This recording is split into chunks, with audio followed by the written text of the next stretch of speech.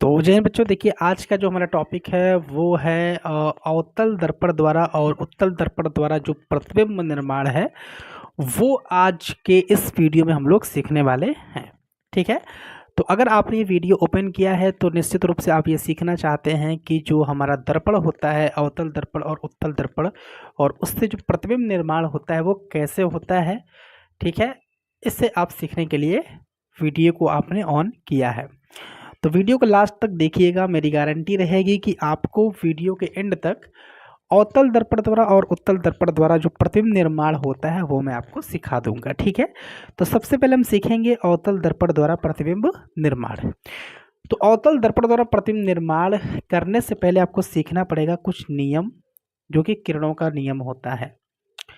पहला नियम क्या है मैं आपको समझाता हूँ। ये मान लीजिए ये आपका एक अवतल दर्पण है, और अवतल दर्पण आप समझते हैं इस तरह से होता है हमारा अवतल दर्पण। ये मुख्य अक्ष होता है, ये मुख्य अक्ष है, ठीक है, और ये ध्रुव होता है यहाँ पे, और यहाँ पे होता है फोकस, और यहाँ पे होता है हमारा वक्रता केंद्र सी। ठीक है, ये आपको पता है। तो पहला जो नियम कहता है, हम पहले रूल देखने वाले हैं ना, पहला रूल फर्स्ट रूल। तो पहला रूल ये कहता है कि अगर कोई किरण अवतल दर्पण के मुख्य अक्ष के समांतर दर्पण पर आपतित होता है, मतलब दर्पण पर पड़े, तो दर्पण से परावर्तन के बाद किरण जो होगी वो फोकस से होकर के जाएगी। क्लियर है ना। पहला नियम ये है कि मुख्य अक्ष के समांतर जाने वाली जो किरण होगी वो अवतल दर्पण से टकरा करके मुख्य फोकस से होकर के जाएगी।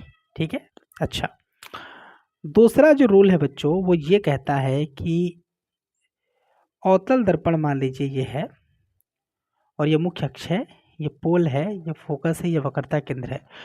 तो दूसरा नियम ये कहता है कि अगर कोई किरण सी से होकर के जाएगी तो वो दर्पण से परावर्तन के बाद उसी पथ पे उसी रास्ते पर वापस लौट आएगी। ठीक है ना, ये दूसरा नियम कहता है कि अगर कोई किरण सी से होकर के जाएगी तो दर्पण से परावर्तन के बाद वापस उसी पथ पर लौट आएगी। ठीक है, जबकि जो तीसरा नियम है बच्चों वो ये कहता है कि जैसे ये अवतल दर्पण है आपका, ये पोल है, ये फोकस है, और ये वक्रता केंद्र है। तीसरा नियम ये कहता है कि कोई किरण अगर फोकस से होकर के जाएगी तो दर्पण से परावर्तन के बाद मुख्य अक्ष के समांतर निकल जाएगी। ठीक है, कोई किरण अगर फोकस से होकर के जाएगी तो दर्पण से परावर्तन के बाद मुख्य अक्ष के समांतर निकल जाएगी। कोई किरण मुख्य अक्ष के समांतर जा रही है तो दर्पण से परावर्तन के बाद फोकस से होकर के चली जाएगी, और कोई किरण अगर वक्रता केंद्र से होकर के जाएगी तो दर्पण से परावर्तन के बाद उसी पथ पर वापस लौट जाएगी। और चौथा जो रूल होता है बच्चों वो ये होता है कि अगर कोई किरण, जैसे ये अवतल दर्पण है आपका, ये मुख्य अक्ष है, ये पोल है, तो अगर कोई किरण पोल पर इंसिडेंट हो, पोल पर गिरे, तो जितने कोण पर आपतित होगी उतने ही कोण पर वो क्या हो जाएगी, परावर्तित हो जाएगी। ठीक है, तो दर्पण से यानी कि अवतल दर्पण से जो प्रतिबिंब निर्माण का जो जो नियम है वो मुख्य रूप से 4 होता है। ठीक है बच्चों, तो अब हम सीखते हैं कि अवतल दर्पण द्वारा हम प्रतिबिंब निर्माण कैसे करेंगे। तो आपको ये पता होगा कि अवतल दर्पण के सामने 6 स्थितियां होती हैं जिन पर वस्तु को रखने के वजह से प्रतिबिंब बनता है। वो 6 स्थितियां क्या होती हैं? अवतल दर्पण के सामने हम वस्तु को अवतल दर्पण के सामने जैसे कि एक अवतल दर्पण है, तो अवतल दर्पण के सामने ये पोल है, ये फोकस है, ये वक्रता केंद्र, और यहाँ पे अनंत होता है। तो अवतल दर्पण के सामने हम वस्तु को अनंत पर रख सकते हैं, अनंत और सी के बीच में रख सकते हैं, सी पर रख सकते हैं, सी और एफ के बीच में रख सकते हैं, एफ पर रख सकते हैं, और एफ और पी के बीच में रख सकते हैं। कुल मिलाकर के 6 स्थितियां होती हैं वस्तु की, है ना। और 6 अलग अलग स्थितियों पर जब हम वस्तु को रखते हैं तो प्रतिबिंब भी 6 स्थितियों पर बनता है। ठीक है, तो पहली स्थिति है कि जब वस्तु अनंत पर हो। ठीक है, तो कैसे बनाएंगे? ये एक अवतल दर्पण है, समझिएगा ठीक से, ये अवतल दर्पण है, ये मान लीजिए मुख्य अक्ष है। थोड़ा सा अगर डायग्राम थोड़ा उल्टा सीधा बने तो थोड़ा उसको देखिएगा। ठीक है, ये पोल है, हालांकि लाइन यहाँ से जानी चाहिए थी, पोल है, ये फोकस है, और ये जितना दूरी होगा उतना ही दूरी फिर हम आगे जाएंगे और यहाँ पर लिखेंगे सी, ये एफ है, ये सी है। वस्तु को हमने कहाँ पर रखा है, अनंत पर रखा है। याद रखिएगा, जब वस्तु को अनंत पर रखते हैं तो वस्तु को दिखाते नहीं है, पहली चीज़। और दूसरी चीज़, जब वस्तु अनंत पर होती है तो दो किरणें आती हैं समानांतर, एक ऊपर से एक नीचे से, ये ध्यान रखिएगा। तो एक ऊपर से किरण आएगी और एक नीचे से किरण आएगी समानांतर, ठीक है ना, इस तरह से। क्लियर है ना। और आप ये जानते हैं कि मुख्य अक्ष के समांतर आने वाली किरणें जो होती हैं वो फोकस से होकर के जाती हैं, यानी कि जो किरण आई है मुख्य अक्ष के समांतर, ये दर्पण से परावर्तन के बाद फोकस होकर के ऐसे जाएगी। और ठीक ऐसे ही ये जो नीचे वाली किरण है जो आई है मुख्य अक्ष के समांतर, ये भी दर्पण से परावर्तन के बाद मुख्य फोकस से होकर के ही ऐसे बिल्कुल ऐसे जाएगी, ठीक है। तो दर्पण के परावर्तन के बाद जब किरणें मिलती हैं तो प्रतिबिंब वहीं पर बनता है, यानी कि प्रतिबिंब यहाँ पर बनेगा। तो हम कह सकते हैं कि जो प्रतिबिंब बनेगा वो फोकस पर बनेगा। कहाँ बनेगा, एफ पर बनेगा। पहली चीज़ आप स्थिति बताइए कि प्रतिबिंब कहाँ बनेगा, तो फोकस पर बनेगा। उसके बाद बताइए कैसा बनेगा, कैसा मतलब छोटा बड़ा कुछ बताइए। तो यहाँ पर छोटा बड़ा है ना, अगर बिंदु के आकार का प्रतिबिंब बनता है तो छोटा बड़ा बताना संभव नहीं हो पाता है। तो हम कह देंगे बहुत छोटा बिंदु के आकार का, या फिर आप कह दीजिए यहाँ पर बिंदु के आकार का, बिंदु के आकार का, बिंदु के आकार का, ठीक है। अच्छा, पहले आप बताइए कहाँ बनेगा, यानी कि स्थिति बताइए, फिर उसके बाद कितना छोटा कितना बड़ा बनेगा ये बताइए। फिर उसके बाद आपको लिखना पड़ेगा यहाँ पर वास्तविक। वास्तविक का मतलब ये होता है कि जब किरणें बिल्कुल प्लेन होती है, यानी कि डॉटेड लाइंस नहीं होती हैं, है ना, तब हम उस प्रतिबिंब को वास्तविक कहते हैं। यानी कि किरणें जो होती हैं वास्तविक रूप से परावर्तित होती हैं। वास्तविक रूप से परावर्तित होने के बाद अगर किरणें मिलती हैं जिसके वजह से प्रतिबिंब बनता है तो वास्तविक प्रतिबिंब हम कहते हैं। वास्तविक है, फिर सीधा उल्टा बताना पड़ता है। तो यहाँ पर बिंदु के आकार का है तो सीधा उल्टा बताने की जरूरत नहीं है। आप कहेंगे कि जब अवतल दर्पण के सामने वस्तु को अनंत पर रखा जाता है तो प्रतिबिंब फोकस पर बनता है, बिंदु के आकार का बनता है और वास्तविक बनता है, ठीक है। दूसरी स्थिति देखने का प्रयास करते हैं कि जब वस्तु अनंत और सी के बीच में हो, ठीक है। समझिए, ये आपका उत्तल दर्पण है, अवतल दर्पण है, माफ़ करिएगा, ये आपका अवतल दर्पण है, ठीक है, ये आपका अवतल दर्पण है। और ये है मुख्य अक्ष, ये है मुख्य अक्ष, ये है ध्रुव P और ये है आपका फोकस और ये है आपका C, ठीक है। अब हमने वस्तु को रखना है कहाँ पे, देखिए वस्तु को हम दिखाते हैं ऐसे, एरो ऊपर रहना चाहिए, एरो के पास A रहता है और जो फुट होता है हमारा आधार वो B होता है, ठीक है। तो वस्तु को C और अनंत के बीच में रखना है, यानी कि वस्तु को आप यहाँ पर रख दीजिए, ये हो गया A, ये हो गया B, ठीक है। प्रतिबिंब बनाने के लिए दो किरणों की आवश्यकता होती है, ये ध्यान में होना चाहिए। दो किरणें हमको चाहिए, एक किरण आप भेजेंगे हमेशा मुख्य अक्ष के समांतर, ती हमने किरण भेज दी मुख्य अक्ष के समांतर, ठीक है। और आप ये जानते हैं कि जब किरणें मुख्य अक्ष के समांतर जाएंगी तो परावर्तन के बाद फोकस होकर के ऐसे जाएगी किरण, ठीक है, कुछ इस तरह से। क्लियर है ना। अच्छा, दूसरी किरण को भेजिए आप सी से, और आप ये जानते हैं कि जब हम किरण को सी से होकर के भेजेंगे तो वह किरण दर्पण से टकराने के बाद उसी मार्ग पर वापस लौट जाएगी, ठीक है। दर्पण से परावर्तन के बाद दोनों किरणें यहाँ पर कट कर रही हैं एक दूसरे को, यानी कि प्रतिबिंब आपका बनेगा यहाँ पे, एरो नीचे आ रहा है तो A डैश और यहाँ पर है आपका B डैश, ठीक है। तो आप कहेंगे कि जो प्रतिबिंब बनेगा वो C एवं F के बीच में बनेगा, C एवं F के बीच में बनेगा, ठीक है। और देखिए वस्तु AB की लंबाई बड़ी है, प्रतिबिंब की लंबाई छोटी है, तो हम बोलेंगे कि जो प्रतिबिंब की लंबाई होगी वह वस्तु से छोटी होगी, वस्तु से छोटी होगी। साथ ही साथ देखिए वस्तु को आपने ऐसे रखा हुआ है एरो ऊपर करके और प्रतिबिंब बन रहा है नीचे, मतलब एरो नीचे बन रहा है प्रतिबिंब का, यानी कि वस्तु से छोटी और उल्टी, यानी प्रतिबिंब उल्टा बनेगा। और साथ ही साथ आप कह देंगे वास्तविक बनेगा। कैसा बनेगा, वास्तविक बनेगा। तो ये हो जाएगा प्रतिबिंब निर्माण जब वस्तु अनंत और सी के मध्य में हो, ठीक है। तो अब हम वस्तु की अगली स्थिति रखेंगे सी पर। तो ये है अवतल दर्पण, ये अवतल दर्पण और ये है मुख्य अक्ष, मुख्य अक्ष, ये ध्रुव है P, ये F है और ये C है। क्लियर है। तो आप एक चीज़ यहाँ पे याद रखिएगा कि जब वस्तु को C पर रखा जाता है तो प्रतिबिंब C पर ही बनता है, ये आपको याद रखना पड़ेगा। तो वस्तु को आप C पर यहाँ पर रखिए, वस्तु को C पर रखिए, ए और यहाँ पे बी। हमने कहा 2 किरणों की आवश्यकता होगी। एक किरण को भेज दीजिए कहाँ से होकर के, मुख्य अक्ष के समानांतर भेज दीजिए, तो फोकस से होकर के किरण चली जाएगी। क्लियर है? बिल्कुल क्लियर है। दूसरी किरण को भेजिए आप कहाँ से होकर के, फोकस से होकर के। तो आप ये जानते हैं कि जब किरण को फोकस से होकर के भेजेंगे, फोकस से होकर के भेजेंगे, तो किरण दर्पण से परावर्तन के बाद मुख्य अक्ष के समांतर क्या होगी, निकलेगी। ठीक है ना, मुख्य अक्ष के समांतर निकलेगी। तो प्रतिबिंब अब बनाएंगे कहाँ पे, सी पर ही। प्रतिबिंब कहाँ बनाएंगे, सी पर ही बनाएंगे। इसीलिए हमने कहा अच्छे से बनाइएगा स्केल वगैरह लेकर के। तो सी पर वस्तु को जब आप रखेंगे तो प्रतिबिंब आपकी सी पर ही बनेगी। ठीक है ना, ए डैश और बी डैश। ये थोड़ी सी जानकारी आसान होती है कि जब वस्तु को सी पर रखेंगे तो प्रतिबिंब सी पर ही बनेगा। तो आप प्रतिबिंब के बारे में क्या कह सकते हैं कि प्रतिबिंब जो बनेगा, प्रतिबिंब है ना, वो सी पर बनेगा। किस पर बनेगा, सी पर बनेगा। ठीक है, और वस्तु के बराबर ही बनेगा, वस्तु के बराबर ही बनेगा। ये थोड़ा सा स्पेशल पार्ट हो जाता है ना, वस्तु के बराबर बनेगा। और आप ये कह सकते हैं कि उल्टा बनेगा, है ना, उल्टा बनेगा। भाई वस्तु को आपने ऐसे रखा है, प्रतिबिंब ऐसे बन रहा है, तो उल्टा बनेगा। और साथ ही साथ वास्तविक बनेगा। ठीक है, वास्तविक बनेगा। क्लियर है ना, कैसा बनेगा, वास्तविक बनेगा। तो ये ध्यान रखिएगा कि जब अवतल दर्पण के सामने वस्तु को सी पर रखेंगे तो प्रतिबिंब सी पर ही बनेगा, वस्तु के बराबर बनेगा, उल्टा बनेगा, वास्तविक बनेगा। ठीक है, वस्तु की जो चौथी स्थिति होती है वो होती है सी और एफ के बीच में। तो ये है अवतल दर्पण, ये है अवतल दर्पण।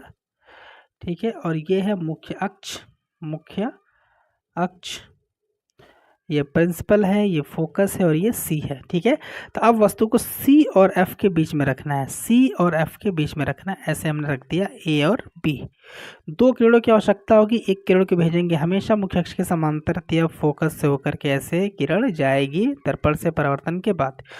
दूसरी किरण को अगर आप भेजेंगे फोकस से होकर के, दूसरी किरण को भेजिए फोकस से होकर के, दूसरी किरण को जब आप भेजेंगे फोकस से होकर के तो यह किरण दर्पण से टकराएगी और टकराने के बाद मुख्य अक्ष के समानांतर ऐसे निकलेगी, मुख्य अक्ष के समानांतर ऐसे निकलेगी। तो यहाँ पर किरणें मिल रही हैं तो आप ऐसे मिला दीजिए। कहने का मतलब ये हुआ कि ये आपका मिला ए डैश और बी डैश, यानी कि जब वस्तु को आप सी और एफ के बीच में रखेंगे तो प्रतिबिंब सी और अनंत के बीच में बनेगा। तो प्रतिबिंब कहाँ बनेगा, सी एवं अनंत के बीच के मध्य में बनेगा। ठीक है, दूसरी चीज वस्तु से बड़ा बनेगा, वस्तु से बड़ा बनेगा, वस्तु से बड़ा बनेगा। तीसरी चीज उल्टा बनेगा, तीसरी चीज उल्टा बनेगा और वास्तविक बनेगा। कैसा बनेगा, वास्तविक। याद रखिएगा कि जब दर्पण से परावर्तन के बाद किरणें वास्तविक रूप से मिलती हैं, सच में मिलती हैं, तो हम कहते हैं कि प्रतिबिंब जो बना है वो वास्तविक बना है। वस्तु की जो 5वीं स्थिति होती है वो होती है फोकस पर वस्तु को रखा जाता है। क्या मतलब हुआ, ये अवतल दर्पण है आपके पास, ये अवतल दर्पण है और ये मुख्य अक्ष है, मुख्य अक्ष। ठीक है, ये पोल है, ये पोल है, ये फोकस है और ये वक्रता केंद्र सी है। अब वस्तु को कहाँ पर रखेंगे, फोकस पर रखेंगे, तो लिखेंगे ए और बी। क्लियर है ना।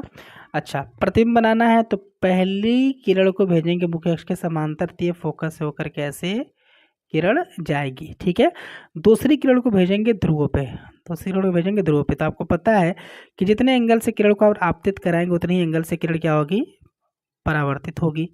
ठीक है, तो परावर्तन के बाद दोनों किरणें जो हैं वो समानांतर जाएंगी। परावर्तन के बाद दोनों किरणें इस चित्र में जब वस्तु को फोकस पर रखेंगे तो समानांतर जाएंगी।